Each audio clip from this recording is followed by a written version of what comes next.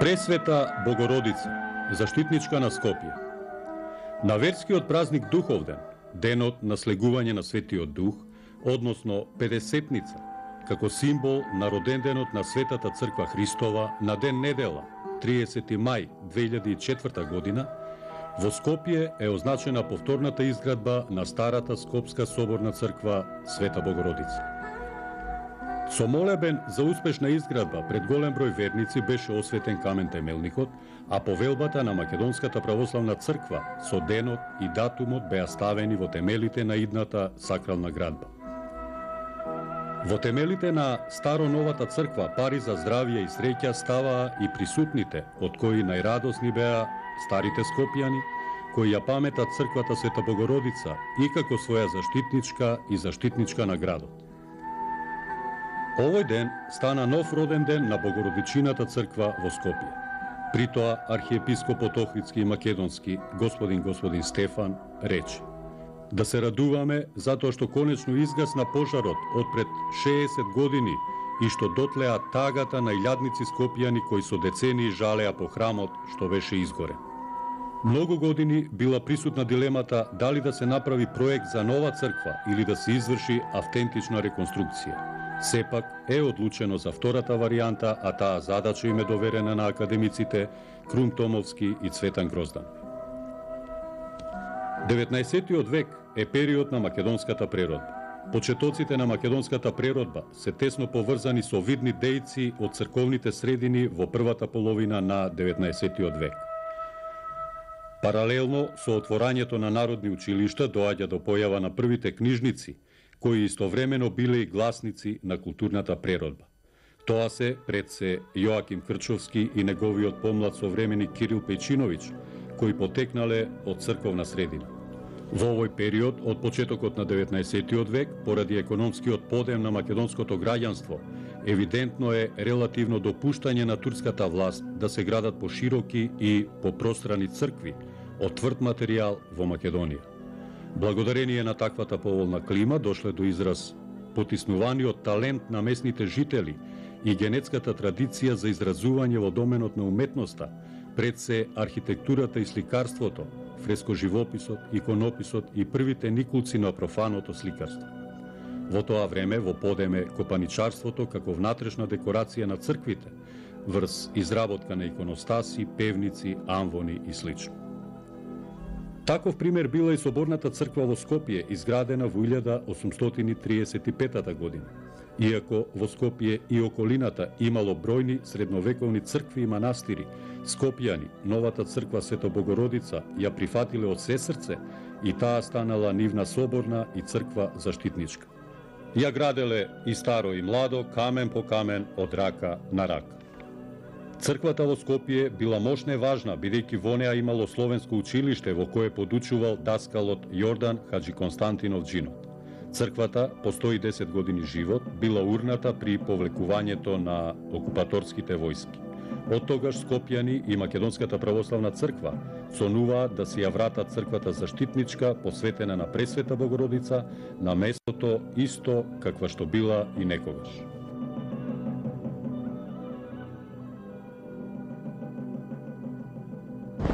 Целиот простор овде покрај реката Вардар, од црквата Свети Димитрија до Ману и сегашниот градски трговски центар бил вакавско место, бидејќи освен темелите на црквата Света Богородица, од спротивната страна овде е Свети Димитрија, но многу интересно што многу малку се знае дека на 50 на метри од црквата Света Богородица се темелите исто така и на црквата Свети Мина, а од спротива преку Вардар на југоисточниот ќош на сегашниот градски трговски центар се и темелите на црквата Свети Константин и Елена.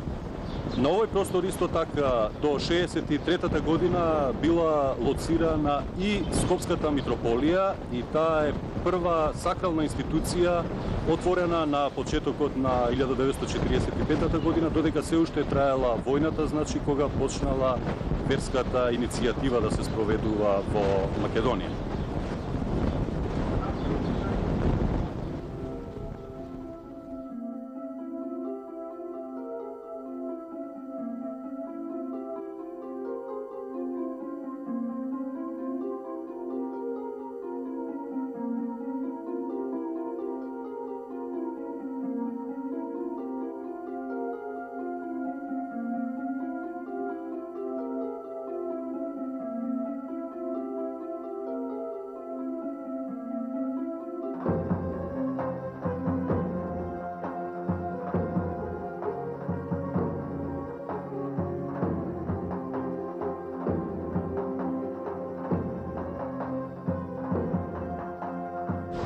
Пред своите ученици апостолите Христос често проповедал дека она што било пак ќе биде.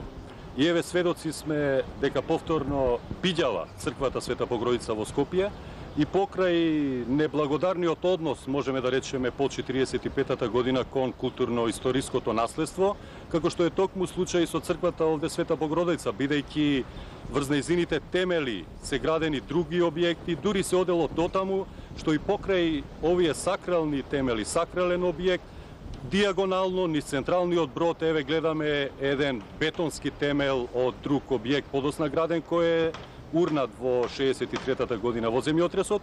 Инаку наоколу во земјата можеме да забележиме и многу, да речеме, грдосија од бетон и од железо, шут кој беше изнесен овде со десетици тони, што значи, ете, таквиот однос кон културно-историското наследство сепак во денешно време не преовладал и наскоро ќе имаме нова црква Света Богородица заштитничка на Скопје.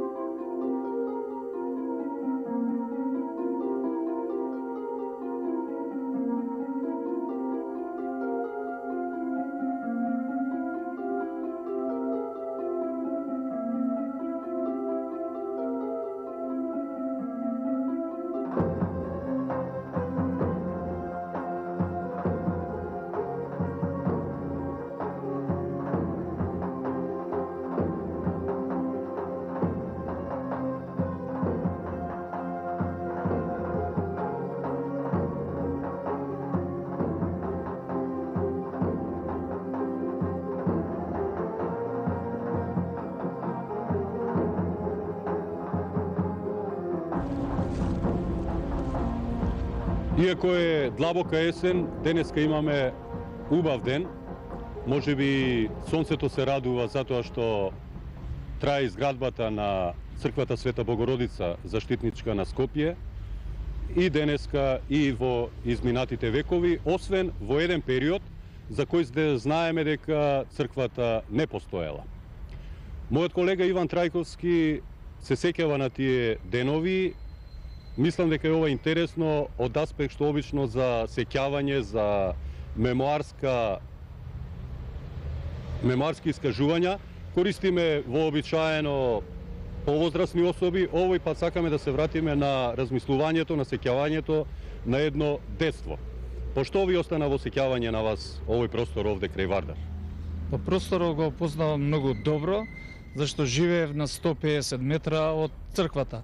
Значи, во дворот на црквата кој тоа време јако доваѓав го немаше, имаше добро предворје со големи камени плочи мазни и игравме фудбал.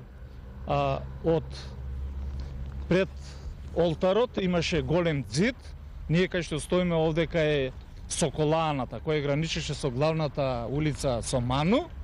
Тамо имаше адвокатската улица со ограда од мрежа и зидот продолжаваше све до Вардар. Колку години имавте тогаш? Па, кажам дека од 5 години сум идел. Тоа време нас не пуштава да се шетаме и помалечки, немаше сообраќај голем и тука бевме безбедни, беше Соколана, зашто по некое време и учев во Кирил и Методи од северниот зид на црквата, али затоа имаше поголеми другарчиња, мои комши што учева, па ја идев да ги гледам и у дворот се игравме. Имаше и чешма, тогаш си пиевме вода, поише него немаше швепсо и кока-коли.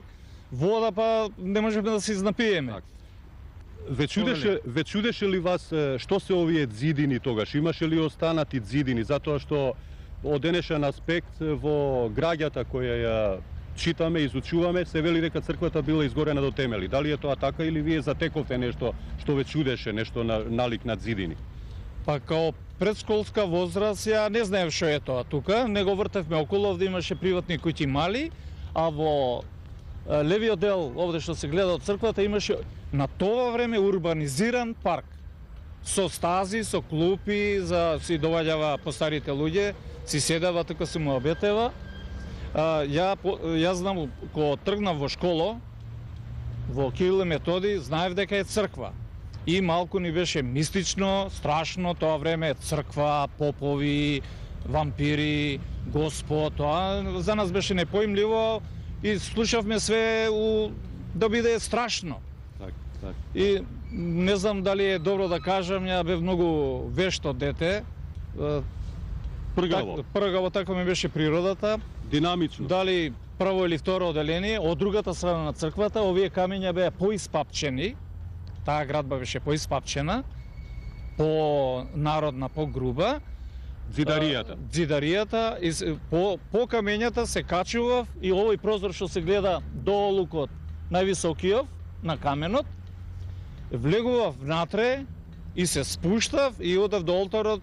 С време на време црквата се отвараше за некои празници, доваѓава стари баби и дедовци. Сепака се оставава колачиње, ние земавме со едно дете само влегува, не можеа другите и се плашева. И ќе земевме бомбони, колачиње и така. Тоа значи дека зидините биле во висина од 7-8, можеби 10 метри? Да, тога ме прашавте. Прозорот како што се гледа, до олукот. Да. Така. До олукот сите 4 зида стоева. Тоа си беше фина градба, горниот дел го немаше и не знам дали е ваков или не, зашто не сум го видел. Така. Тоа бугарите ја запалиле за Втора светска војна. Од родителите сум слушал и пријателите на моите роднини дека оваа црква била најбогата во Македонија со златни украси. Бугарите ги оплячкале тие украси и ја запалиле црквата да ги покријат траговите, али црквата не е изгорена до темел. Зидините стоева долго време, со, може да кажам негдека, не е прецизно, 4-5 години пред земјотресот. Тие зидини се струшива и решива да прават младински дом. Ние сите околу неколку мала тука бевме. Се радувавме зашто ни кажава у домот има сала за играње фудбал, пинг-понг, билјард. На тоа време немаше нигдека, скоро само у Гевгелија, кажуваа луѓе имало. И се радувавме дека ќе имаме каде да рекреираме. Домот се направи, не беше пуштен уште, се чекаше техничко уште 10 дена нешто да се дофарба, некоја врата да се заштави и удри земјотресот.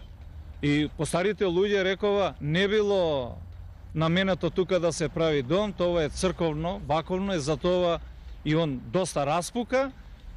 Комисијата му стави црвена линија, тоа време се ставаше за рушење и се сруши домот. И останавме и без дом и без зидините на црквата. Ова се освежување на меморијата стари половина век, 50 години, нели? Па има. Што мислите, дали еве вакво едно сеќавање, дали тогашните остатоци од зидовите на црквата можеле да бидат надоградени пред земјотресот? Дали пред земјотресот можела да биде изградена црквата? По моја проценка, а добра проценка давам скоро стално, зидовите бева гром. Гром. Ние сме поголемите, па после и јас, одева по ивицата на сите зидови вртеа кругови. Па ќе зирнева у Соколана, тука се одржаваа и ракометни надпревари, кај што се плаќаше и карта, ние не можеме да гледаме, па се качувавме горе да гледаме. Бева у одлична состојба, не беа напукнати, немаше нигде пукнатинка. И црквата и предворјето. Ја што мислам дека они бева со камени зидови столбоите и со полукруг, како што се и овие, и со шипка. Така, Али полукругот го немаше вако као што е зидано ова, тоа го нема, дали паднало или не би верувал да падне тоа. Немало, изгледа само шипка. Што мислите, доколку пред земјотресот била доизградена црквата, можеби заштитничката ќе не спасела од таа катастрофа? Не можам да тврдам, а може да биде. Еве сега има чудни сили во светов. Ако нема чудни сили, Македонија не би обстојала до сега. Од сите страни сме обколени со непријатели, ние правиме држава, самостално справиме на 8 септември и уопште обстојуваме. Благодарам. Сега да поминеме од другата страна, од предниот дел на црквата.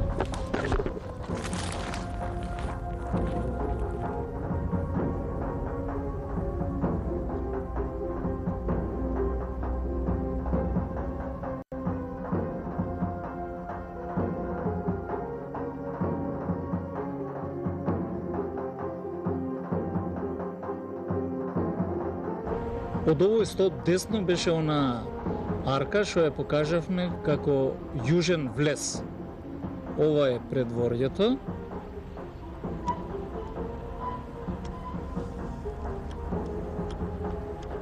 Централниот западен влез. Еве го западниот и главен влез на црквата, сега ќе го покажеме. И тогаш беше на ова место? Исто потпуно ново место, само што зидовите од доле нагоре беа поголеми и беа со големи плочи помасивни на овој дел покриени и доле беше чист камен. Од централниот влез лево е ушедниот влез, тој е на север. Ова сега што го гледате, тоа е добро уредениот парк и кај што се осварува првите љубовни средби. Наводно на постарите, ние уште бевме малечки тоа време. И убаво место меѓу Вардар и зидовите од црквата. Прекрасно местенце беше, тоа чудно беше уредено и добро одржавано со клупи, со стази, со паркиња, со цвеќиња, све имаше и дрва. Еве сега идеме према главниот влез, западниот. Ќе го откриеме и северниот влез, третиот. Од позади ја гледате камбанаријата. Таа камбанарија беше во школскиот двор. Значи негдека од камбанаријата, одека кај што се гледаат овие шипки, почињеше оградата и све во правец до Адвокатската улица.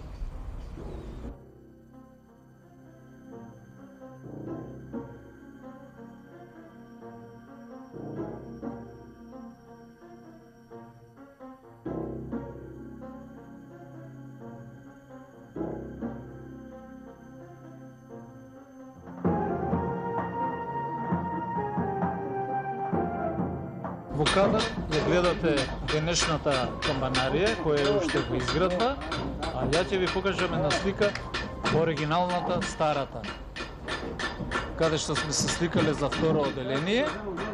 Од оваа слика десно продолжуваше нашата школска ограда меѓу црквата и школото Кирил и Методий. Се до Адвокатската улица. Време друга така и ове камињари.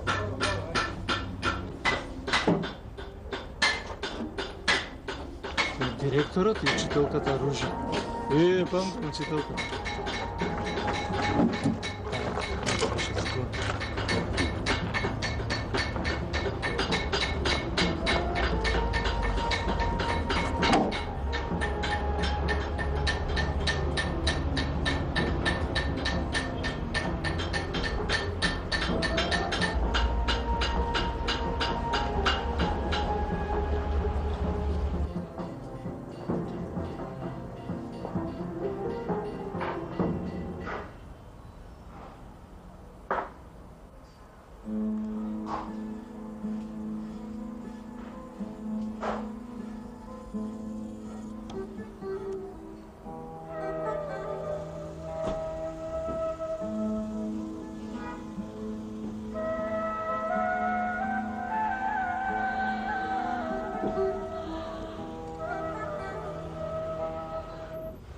На самиот почеток на 19-тиот век, во 1809 година, е започната изградбата на катедрална црква. На левиот брег на Вардар, на широката ливада до Пајко Маало, биле поставени темелите. Бидејќи се уште немало одобрение, изградбата на црквата стоела на почеток 10 години. Најголем удел при одлуката за градење при црковната општина дал скопскиот трговец Аџи Трајко, кој за таа цел го придобил скопскиот митрополит Гаврил и скопскиот турски великодостојник Авзи Паша. Средствата за градба биле собрани од сите христијани, како што било забележано и во надписот на плафонот над порталот на црквата. Се обнови светиот храм во чест на рождеството на нашата пресвета владичица Богородица и Приснодева Марија со издатоците на сите христијани во летото 1835 во месецот мај, што е всушност датумот на осветувањето на црквата. Во врска со градењето на црквата останала забележана една анегдота која долго време се прераскажувала кај старите скопјани. Имено, верски места по правило се градат на свети места. Аџи Трајко со цел да докаже дека тоа место е свето, заедно со неколку соработници во една дупка ставил неколку стари тули и мала икона на Света Богородица. Комисијата која излегла на теренот ги констатирала овие остатоци врз основа на што ја одобрила локацијата и изградбата можела да продолжи. Аџи Трајко за султански ферман лично патувал во Цариград. Ферманот е добиен во 1835 година. Со почетокот на градбата раководел Дамјан Јадродот Рензовци. Целиот комплекс, освен храмот со димензии 30 метри во должина, 17 метри во ширина и 11 метри висина, опфаќал и двоспратно општинско училиште со име Свети Кирил и Методија, изградено во 1848 година како и епископска зграда во која престојувал владиката. Во 1857 година до проширениот дел на црквата се наоѓале гробишта, карактеристично за периодот на турското владење. Во црквата се користело дрвено клепало се до 1909 година кога била изградена камбанаријата. Богато декорирана, внатрешноста како и целиот сакрален комплекс страдале во пожар што бил предизвикан на крајот од Втората светска војна во 1944 година. Згаснала духовната врска на скопјани со својата заштитничка Пресвета Богородица, но не и емотивната. Обнова на црквата Света Богородица. Повеќемина доблесни луѓе во почетокот на 90-тите години од крајот на 20-тиот век формираа Сдружение за обнова на соборниот храм Рождество на Пресвета Богородица со име Трорачица. Упорно, чекор по чекор, започнаа да ја остваруваат својата идеја. Донесен е статутот, регистрирано е Сдруженијето, изваден е лист за собственост на земјиштето, што и припаѓа на некогашната црква, а идната е внесена во урбанистичкиот план. На сакралното свето место подигнат е импровизиран параклис. Се анимираат се поголем број на скопјани. Започната е донаторска иницијатива. Архиепископот Михаил силно ја поддржува идејата, а председателот на одборот за обнова Никола Алексовски тогаш ки изјави: денес со благослов на неговото блаженство господин Михаил, архиепископ на Македонската православна црква и Охридската архиепископија, ќе се обнови соборниот храм Рождество на Пресвета Богородица во Скопје од 1835 година според истата архитектура, големина и внатрешен интериер. Сонот станува јаве, а фениксот се издига над пепелта. Во 2002 година формирана е работна група од истакнати стручни лица за изработка на идејниот проект според постоечката документација и фактографија. Во текот на летото во 2003 година извршени се обемни археолошки истражувања, при што се откриени темелите и останати градежни елементи што се наоѓаа под земјата на длабочина од 1 метар во внатрешноста на црквата и незината околина. Во олтарниот дел откриена е и зачуваната декоративна пластика. Дефинирано е платото пред црквата и наосно. Анализата на материјалот кој бил користен при изградбата на црквата од 1835 година покажа дека ист таков се наоѓа во непосредна околина на Скопје, што предпоставува дека црквата ќе може да се реконструира автентично. Новата црква ќе се простира на 495 квадратни метри. Кампанаријата ќе биде висока 28 метри, а крстот на нејзиниот врв 3 метри. Во проектот е предвидено да биде застапен и музеј, административна зграда на Скопската митрополија, Богословски факултет и студентски дом за во центарот на Скопје да се создаде комплекс во кој ќе се вклопат духовната и научната култура. 2 дена по представувањето на проектот на 30 мај 2004 година, точно 60 години по уништувањето на црквата, со молитва за успешна изградба пред голем број граѓани, архиепископот Стефан Напладне го освети темелот на црквата Света Богородица. Радоста се читаше и на лицата на мајсторите, наши, поречани. Од ден на ден го делкаа каменот кој во нивните раце ја добиваше саканата форма. По само една година во текот на летото 2005 мајсторите на дрвената кровна конструкција ја поставија Богородичината икона. Архитектонската целина на црквата беше заокружена на 21 септември 2005 на празникот Рождество на Пресвета Богородица, Мала Богородица, заштитничка на градот. Таа Пресветата ќе го добие својот нов дом во Скопје, а народот својата ново стара црква, соборен храм Рождество на Пресвета Богородица.